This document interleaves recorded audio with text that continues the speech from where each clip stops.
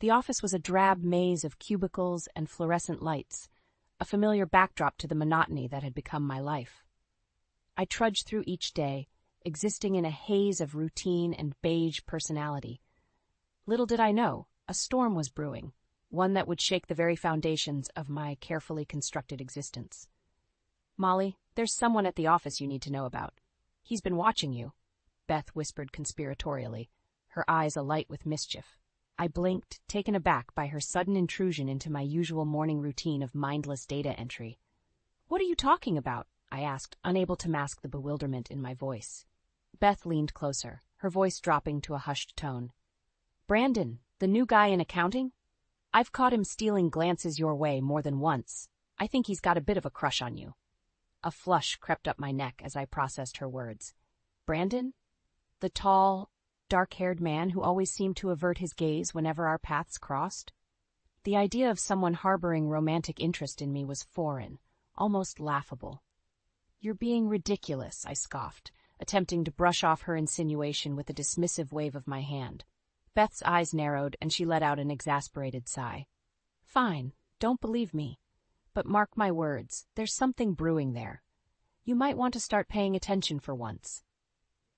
With that, she pivoted on her heel and sauntered back to her desk, leaving me to ponder the implications of her words. I tried to shake off the unsettling feeling that had taken root, focusing instead on the endless stream of numbers flickering across my computer screen.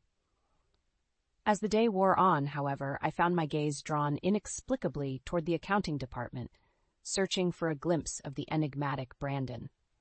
Each time our eyes met, he would quickly avert his stare, a faint blush creeping across his cheeks. Perhaps Beth was onto something after all. The seed of curiosity had been planted, and despite my best efforts to ignore it, I couldn't help but wonder what secrets might lie beneath Brandon's shy exterior. Little did I know, this fleeting moment of intrigue would be the first ripple in a tidal wave that would ultimately sweep away everything I thought I knew. The annual company retreat was a dreadful affair, a forced attempt at team building through contrived activities and awkward mingling. As I surveyed the crowded conference room, I couldn't help but feel like an outsider among my own colleagues. That is, until my gaze landed on a familiar face. Brandon, from accounting, the subject of Beth's relentless teasing. He stood off to the side, nursing a cup of coffee, his eyes downcast as he avoided the boisterous chatter around him. In that moment, I saw a kindred spirit, someone who seemed just as out of place in this forced frivolity as I felt. Mustering what little courage I could find, I approached him, my heart hammering in my chest. "Hi, I'm Molly," I said, extending my hand in greeting. His head snapped up, and for a brief moment his eyes widened in surprise before he composed himself. "Brandon," he replied, his voice a gentle rumble as he shook my hand. An awkward silence settled between us, and I scrambled for something, anything to say. "So you're in accounting, right? That must be interesting." He let out a soft chuckle, a hint of amusement dancing in his eyes. "About as interesting as data entry, I'd wager."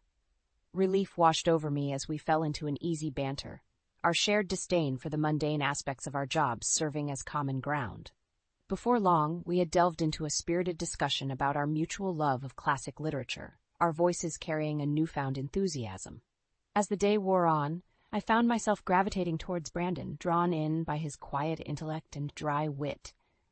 He seemed to possess a depth that belied his unassuming demeanor, and I couldn't help but crave more of his company. During a lull in the activities, we found ourselves huddled together, swapping stories of our favorite books and authors. Brandon's eyes lit up as he spoke of his passion for cooking, regaling me with tales of his culinary adventures. "You'll have to let me cook for you sometime," he said, his voice tinged with a hopefulness that caught me off guard. Before I could respond, our moment was interrupted by the booming voice of our overzealous team leader, beckoning us back to the group. As we rejoined the fray, I couldn't shake the feeling that something profound had shifted within me. For the first time in as long as I could remember, I felt seen, understood, like someone had finally pierced the veil of my self-imposed isolation. And as I snuck sideways glances at Brandon throughout the day, I couldn't help but wonder if perhaps Beth had been right all along. Our whirlwind romance had swept me off my feet, leaving me dizzy with newfound emotions. Brandon's proposal had come as a surprise, but one that I eagerly accepted, desperate to hold on to the happiness he had brought into my once monotonous life. As we prepared to visit his family for the first time, a knot of apprehension twisted in my stomach. Meeting the parents was a daunting prospect, one that filled me with both excitement and trepidation. The moment we stepped through the door of Brandon's childhood home, I was enveloped in a suffocating embrace by a woman who could only be his mother, Lorraine. "Oh, you must be Molly," she gushed, her grip tightening as if to assert her dominance. "Brandon has told us so much about you." I shot Brandon a questioning glance, but he merely shrugged, offering me a reassuring smile. Lorraine ushered us inside, her voice a relentless stream of chatter as she fawned over Brandon, her precious son. His father, Roger, sat in a worn armchair, offering a curt nod in our direction before returning his gaze to the flickering television screen. As the evening wore on, I couldn't shake the feeling that Lorraine was sizing me up, her eyes appraising me with a critical gaze. Every word, every gesture was scrutinized, and I found myself walking on eggshells, desperate to make a good impression. It was during a lull in the conversation that Lorraine struck, her voice dripping with saccharine concern. "You know, we've been meaning to renovate the house for years," she began, her gaze fixed on me. "But with Roger's pension and my meager savings, it's been such a struggle." Brandon tensed beside me, and I could sense the familiar dance playing out, Lorraine's manipulation, his silent acquiescence. "We were thinking, perhaps you two could stay with us for a while," she continued, her eyes widening in feigned innocence. "It would be such a help, and you could contribute to the renovations as a way of pitching in." I opened my mouth to protest, but Brandon's hand found mine, giving it a gentle squeeze as he spoke up. "That's a wonderful idea, Mom. It would be our pleasure to help out." And just like that, the trap was set, the first threads of Lorraine's web woven around me. Little did I know, this was merely the beginning of a descent into a world of deceit and betrayal that would test the very limits of my resolve. The renovations consumed our lives, each day a whirlwind of contractors, paint swatches, and endless decisions. Lorraine was relentless, her vision for the perfect home driving us forward with a singular focus that left little room for anything else. As the weeks ticked by, I found myself pouring more and more of my hard-earned savings into the projects, the costs spiraling beyond what I had anticipated. Brandon seemed oblivious to the strain, content to let his mother steer the ship while I footed the bill. "It's an investment in our future," he'd reassure me, his hand resting gently on my arm in a gesture that once brought me comfort, but now felt hollow. Lorraine, ever the master manipulator, would swoop in during these moments of doubt, her words dripping with saccharine concern. "Don't worry, dear," she'd coo, her eyes wide and imploring. "This is all for the greater good of our family." And like a fool, I would nod, pushing aside my misgivings and opening my wallet once more. As the months dragged on, a palpable distance grew between Brandon and me. Lorraine seemed to relish in this divide, inserting herself at every opportunity, monopolizing his time and attention. "Molly, darling, could you run to the hardware store for me?" she'd ask, her tone sickly sweet. "Brandon and I need to discuss some important matters." I would return hours later, weary and laden with supplies, only to find them huddled together, their heads bent in hushed whispers that would cease the moment I entered the room. "Everything okay?" I'd inquire, my voice laced with forced nonchalance. "Of course, dear," Lorraine would reply, her smile never quite reaching her eyes. "Just family matters." The seeds of doubt had taken root, festering in the back of my mind like a malignant growth. I tried to push them aside, convincing myself that I was simply being paranoid, but the nagging sense of unease refused to dissipate. It was during one of these increasingly frequent absences that I overheard them, their voices carrying from the next room in hushed, clipped tones. "Can't keep this up forever," Brandon was saying, his words laced with frustration. "She's starting to suspect something." Lorraine's response was a low hiss, her words indistinguishable but dripping with venom. In that moment, the world seemed to shift beneath my feet, a cold realization settling in the pit of my stomach. They were hiding something from me, and whatever it was, it couldn't be good. The tension in the house was palpable, a thick fog of unspoken secrets that clung to every corner. Lorraine's demeanor had shifted, her once saccharine mask replaced by a brittle veneer that seemed one wrong move away from shattering. It was during a tense family dinner that the dam finally broke, her carefully constructed facade crumbling before our eyes. "We're in trouble," she announced, her voice wavering as tears welled in her eyes. "The IRS has hit us with a massive tax debt, and we don't have the funds to cover it." Brandon's fork clattered against his plate, his expression one of stunned disbelief. "What? How is that possible?" Lorraine's gaze shifted to me, her eyes pleading. "Molly, dear, you're the only one who can help us." A chill ran down my spine as the implication of her words sank in. She wanted money. My money. "Your uncle left you that generous inheritance," she continued, her voice taking on a wheedling tone. "Surely you could ask for a loan from the estate to help us through this difficult time." My mouth went dry as I processed her request. The inheritance from my late uncle was meant to be my safety net, a cushion for my future. And here was Lorraine, expectant eyes trained on me, demanding that I sacrifice it for their supposed crisis. I don't know," I stammered, my mind racing. "That money was intended for my retirement, my security." Lorraine's expression hardened, her eyes narrowing. "So you'd let your new family suffer, after everything we've done for you?" Brandon remained silent, his gaze fixed on his plate as the tension in the room escalated. "Think of all the sacrifices we've made," Lorraine pressed, her voice taking on a desperate edge. "The renovations, the countless hours spent making this house a home for you." Guilt gnawed at me, an insidious voice in the back of my mind whispering that she was right, that I owed them this. Hadn't they taken me in, treated me like one of their own? With a sinking sense of dread, I found myself nodding. "All right, I'll see what I can do." Lorraine's face split into a triumphant grin, and she reached across the table to pat my hand. "You're doing the right thing, dear. We'll get through this together." But as I met Brandon's averted gaze, a flicker of doubt flickered within me. Something wasn't adding up, and the nagging feeling that I was being played like a fiddle refused to dissipate. It was time to start digging, to unravel the truth behind Lorraine's carefully constructed web of lies.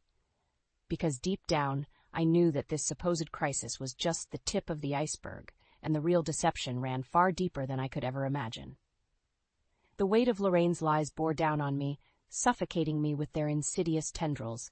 Each day I plastered on a mask of oblivious contentment, all the while silently plotting my next move. Scouring through financial records and rifling through drawers late at night, I slowly pieced together the truth. There was no tax debt, no crisis at all. It was all an elaborate ruse, a manipulation designed to bleed me dry. As the evidence mounted, a righteous fury took root within me. How could they? How could Brandon, the man I had given my heart and soul to, betray me in such a despicable way? It was during one of Lorraine's interminable shopping excursions that I made my move. With trembling hands, I powered on Brandon's laptop, my heart pounding in my chest as I navigated to his email account. And there it was, laid bare before me, a damning trail of correspondence between him and his mother, detailing their twisted scheme. Each message was like a knife to the gut, their callous words slicing through the last vestiges of my trust. But it was the final email that shattered me, the revelation of Brandon's ultimate betrayal. He had been carrying on an affair, his lover a faceless accomplice in their plot to drain me of every last penny. White-hot rage coursed through my veins as I slammed the laptop shut, my mind reeling. They would pay for this, I vowed, my hands balling into fists. They would rue the day they ever crossed me. In that moment, a plan began to take shape, a deliciously devious scheme that would allow me to exact my revenge while maintaining the facade of innocence. For days, I played the part of the dutiful partner, showering Lorraine with affection and reassurances as I meticulously set the stage. I arranged for a small gathering, inviting a handful of neighbors and colleagues under the guise of celebrating the renovation's completion. The night of the party, I was a vision of composed tranquility, greeting our guests with a warm smile as they filtered into the house. Brandon and Lorraine were a study in contrasts. He seemed ill at ease, casting furtive glances my way, while she basked in the attention, her ego stroked by the admiring comments about the decor. As the evening wore on, I bided my time, waiting for the perfect moment to strike.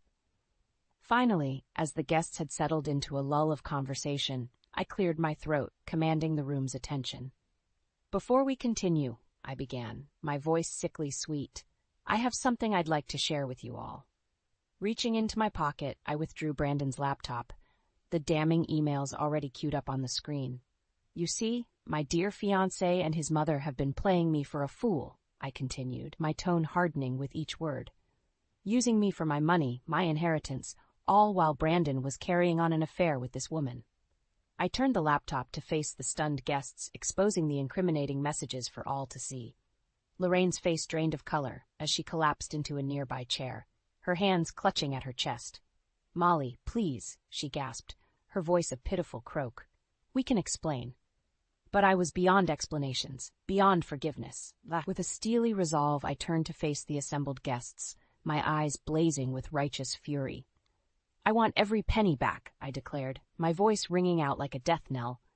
"Every dime I've poured into this house, into their lies, and I'm taking everything I've purchased for this place, the appliances, the furniture, all of it." Brandon opened his mouth to protest, but I silenced him with a single, withering glare. "Don't even think about it," I spat. "You've made your bed, now you can lie in it." As the guests filed out in stunned silence, I felt a weight lift from my shoulders.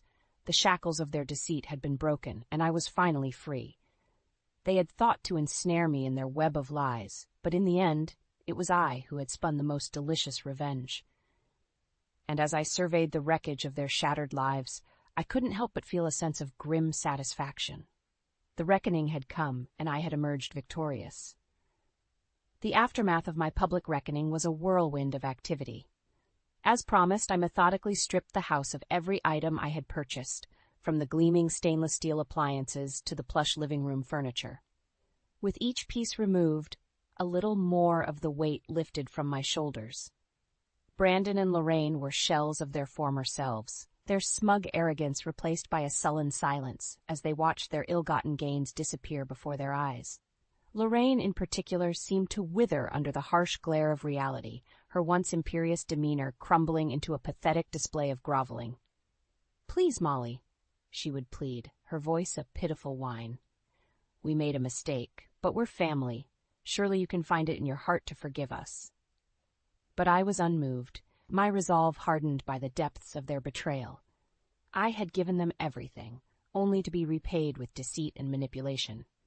"Save your breath," I spat, leveling her with a withering glare. "You lost the right to call me family the moment you decided to bleed me dry." Brandon, for his part, remained stoically silent, his eyes downcast and his shoulders slumped in defeat. The once charming and confident man was now a mere shadow, stripped of his bravado and left to face the consequences of his actions. As the last of my belongings were loaded into the moving truck, I turned to face the two of them, my chin raised in defiance. "I hope it was worth it," I said, my voice laced with contempt. "Because you've lost everything, your home, your dignity, and any shred of respect I might have had for you." Lorraine opened her mouth, no doubt to unleash another torrent of empty platitudes, but I silenced her with a dismissive wave of my hand. "Don't bother," I said. "Your lies and manipulations have run their course. It's time for you to face the consequences of your actions." With that, I turned on my heel and strode away, leaving them to wallow in the wreckage of their shattered lives. The weight of their betrayal had been lifted, and I was finally free to chart my own course, unburdened by their toxic influence. In the days and weeks that followed, I slowly began to rebuild my life, piece by shattered piece. Beth was a constant source of support, her unwavering friendship a balm to my wounded soul. "You did the right thing, Molly," she would reassure me, her eyes shining with admiration. "You stood up for yourself and took back what was yours." And as I settled into my new routine, I couldn't help but feel a sense of pride at having navigated such treacherous waters. The path ahead was uncertain, but for the first time in a long time I felt in control of my own destiny. It was during a routine grocery run that I caught a glimpse of Lorraine, her once perfectly coiffed appearance now disheveled and unkempt. She was working as a cashier, her eyes downcast and her shoulders hunched as she mechanically rang up customers. For a fleeting moment, our gazes met, and I saw the flicker of recognition in her eyes, quickly followed by a flash of shame. She opened her mouth as if to speak, but I simply gave her a curt nod and continued on my way. In that moment, I realized that my revenge had been exacted in the most delicious way possible. Lorraine and Brandon had been brought low, their grandiose schemes reduced to rubble, and I, the one they had sought to victimize, had emerged triumphant, my dignity and self-worth intact. It was a small victory, perhaps, but one that filled me with a profound sense of satisfaction. I had faced the darkness head-on and emerged into the light, stronger and more resilient than ever before.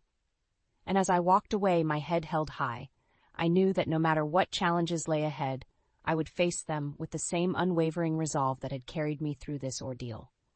For I was Molly Sanders, survivor, and I would never again be anyone's victim. The days following my dramatic departure from Brandon and Lorraine's lives were a blur of activity. With Beth's unwavering support, I secured a modest apartment and began the process of piecing my life back together. "You're so strong, Molly," she would say, her eyes shining with admiration. Most people would have crumbled under that kind of betrayal. But I knew better. I had been pushed to the brink, backed into a corner by those who claimed to love me. In that moment, I had a choice, to wither and surrender, or to rise up and reclaim my power. As the dust settled, news of Brandon's misfortunes began to trickle in. His secret lover, the faceless accomplice in his web of lies, had abandoned him the moment the truth came to light.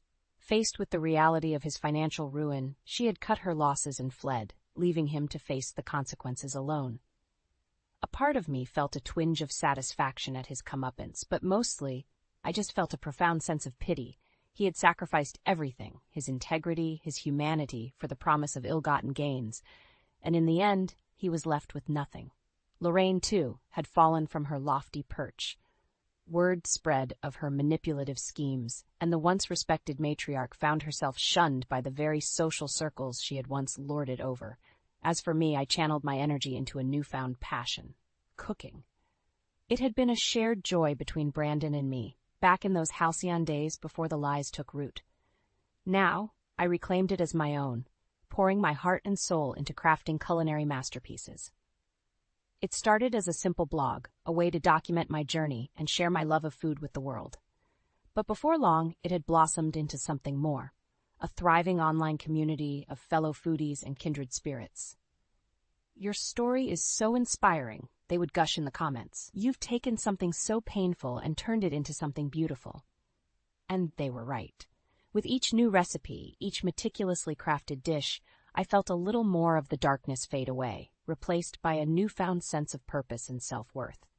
It was during one of my grocery runs that I caught a glimpse of a familiar figure, her once imperious presence now diminished and downtrodden. Lorraine, the architect of my misery, was working as a cashier, her eyes downcast and her movements mechanical. For a fleeting moment, our gazes met, and I saw the flicker of recognition in her eyes, quickly followed by a flash of shame. She opened her mouth as if to speak, but I simply gave her a curt nod and continued on my way. In that moment, I realized that the sweetest revenge was not in her suffering, but in my own triumph. I had risen from the ashes of her betrayal, forging a new path for myself, one built on resilience and determination. As I walked away, my arms laden with fresh ingredients, I couldn't help but feel a sense of pride and accomplishment. I had faced the darkness head-on and emerged into the light, stronger and more resilient than ever before. And as I stepped into my kitchen, the familiar sense of spices and simmering sauces enveloping me, I knew that this was just the beginning. My journey had been one of pain and heartbreak, but it had also been one of growth and self-discovery. With each dish I created, I was crafting more than just a meal. I was crafting a new narrative, one that celebrated my strength and resilience in the face of adversity. And as my loyal followers continued to flock to my blog, drawn in by the authentic flavors and the inspiring tale of my triumph, I knew that I had found my true calling. For in the end, the greatest revenge was not in bringing others down, but in lifting myself up and embracing the power of my own indomitable spirit.